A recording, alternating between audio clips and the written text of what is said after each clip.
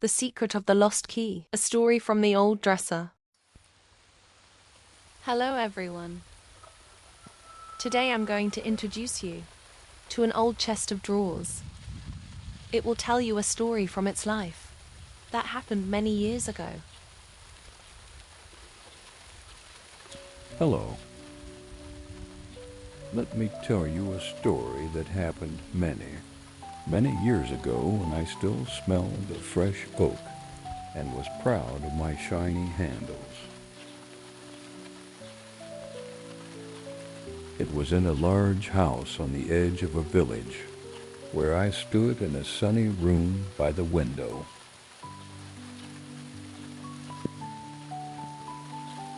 My very first owner was a boy named Thomas.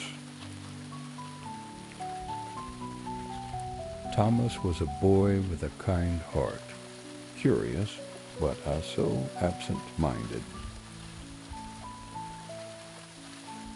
When Thomas was little, his hair always stuck out in every direction, as if the wind played with it even indoors. His large gray-green eyes were the kind you wanted to gaze into, like a pond where clouds are reflected.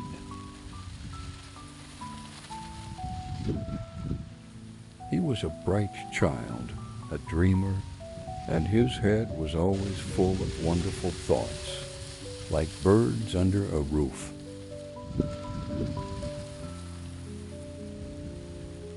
But order was never his strong point. Each of my drawers, there were 3 of them, had a life of its own.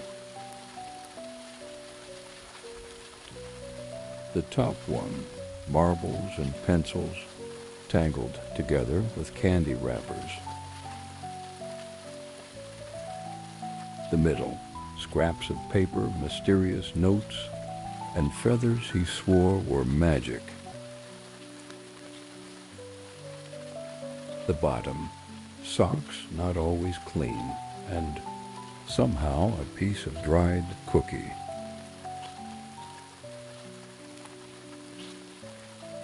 He never closed the drawers all the way, and if he lost something, he would sigh and say,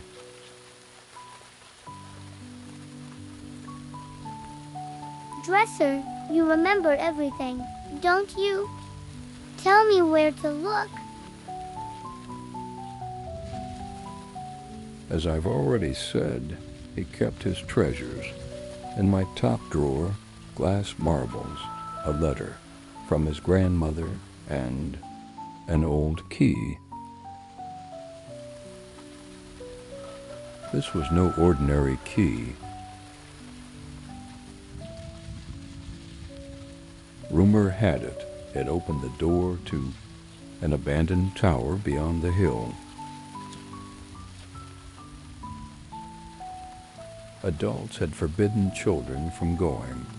There, they said, it belonged to someone else, was falling apart, and was dangerous. They said it opened a door in the abandoned tower beyond the hill. But as every grown-up should know, mystery and prohibition only make a place more tempting.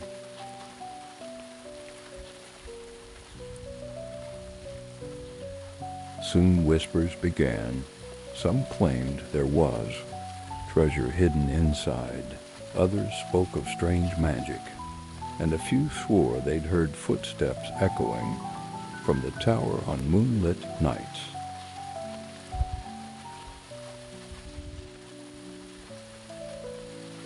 The more the adults dismissed it as just silly stories, the more it calmed to the children's hearts.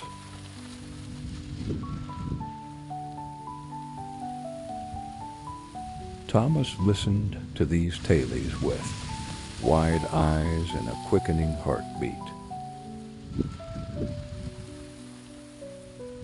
In his mind, the key was his invitation to adventure. So he prepared himself.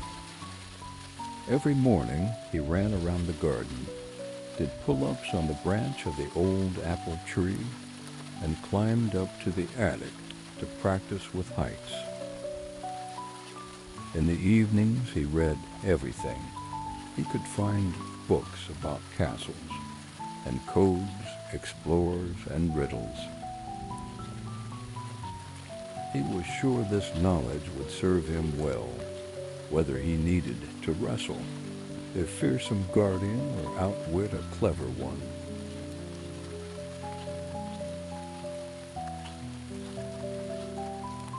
One day, Thomas came to me as usual to show me a new drawing. He pulled open the drawer, and, oh no, the key was gone. He turned everything upside down, shook the drawers, whispered to me, as if I could answer. And you know, I really wished I could. He searched all my corners, but like most absent-minded children, he only looked from the surface. The key had rolled into the farthest corner of the bottom drawer, hidden among old things he had long considered useless.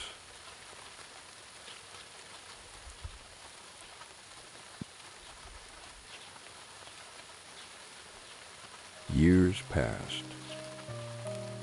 Thomas grew up. He no longer ran barefoot through the rooms, but walked slowly, slightly hunched in thought. His hair darkened and his eyes grew deeper. He still dreamed, but now his dreams helped him build bridges, write poems, and repair old things.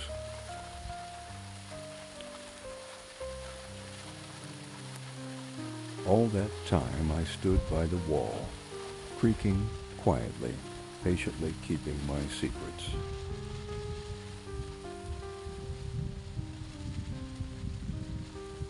Sometimes he would come, set a cup of tea on me, touch my handle gently, and smile like to an old friend.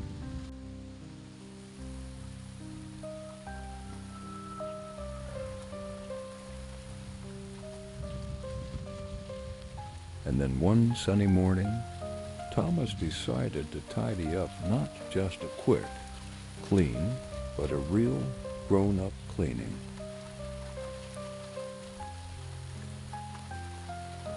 He carefully pulled out the bottom drawer, took out the old drawings, the scarf, the lost button, and there it was.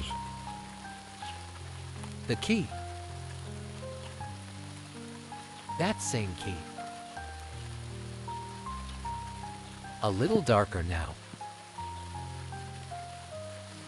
but still just as mysterious.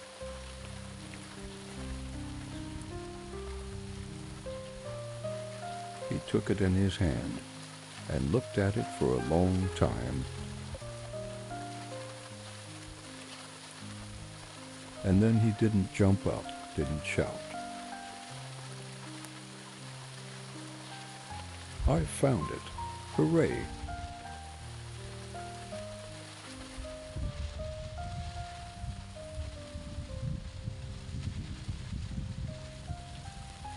No, he sat down next to me, leaned his back against my warm wooden boards, and quietly said,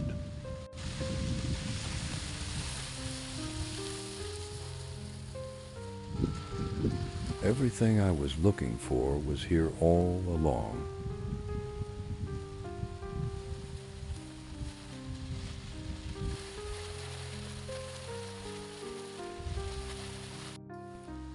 I just wasn't ready to see it.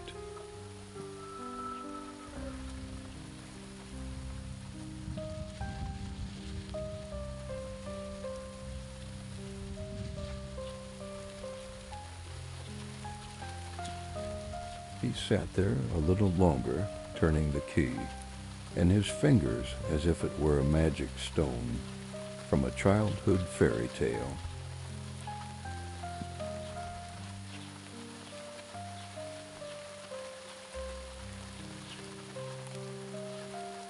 Then he stood up, opened his writing desk, and took out a sheet of paper.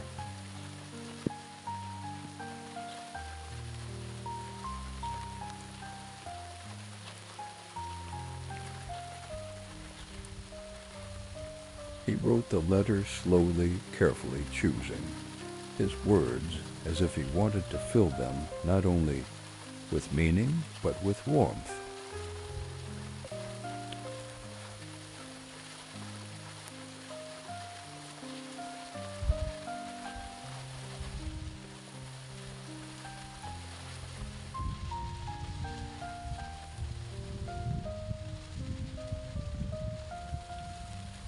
Dear Lily,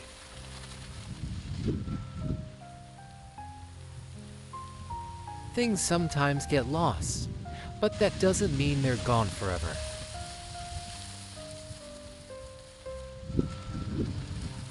Sometimes, to find something, you just need to be ready to see it.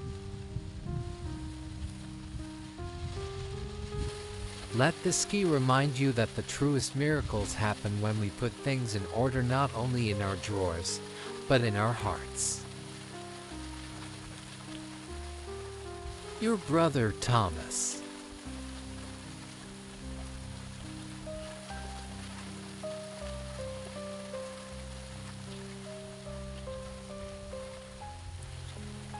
He placed the key in the envelope along with the letter and sent it to his younger sister who lived in the city.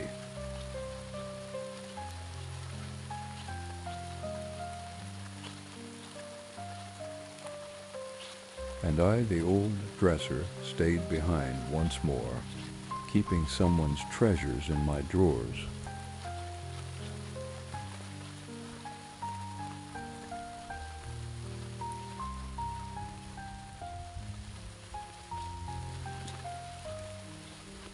And you know, at that moment I realized that the key wasn't the greatest treasure I had ever held.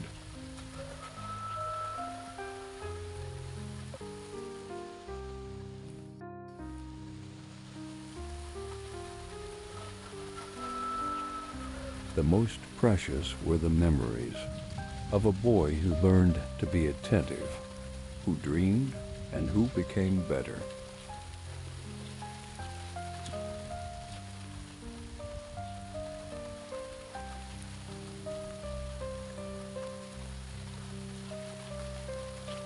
Of how sometimes to find what's lost, you simply have to grow up.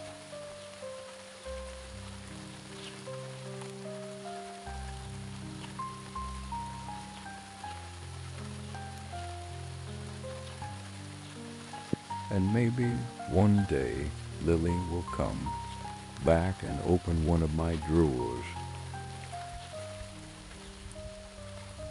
and a new story will begin.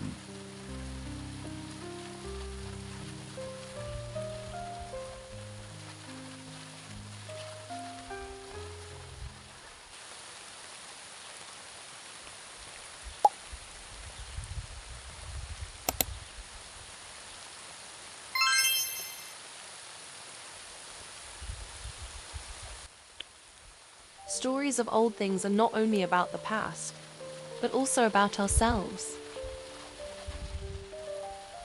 Sometimes, to find something valuable, you just need to look a little deeper. Do you have something at home that could tell its own story? Write in the comments. I'd love to read it. Thank you for being with me today. Bye, everyone.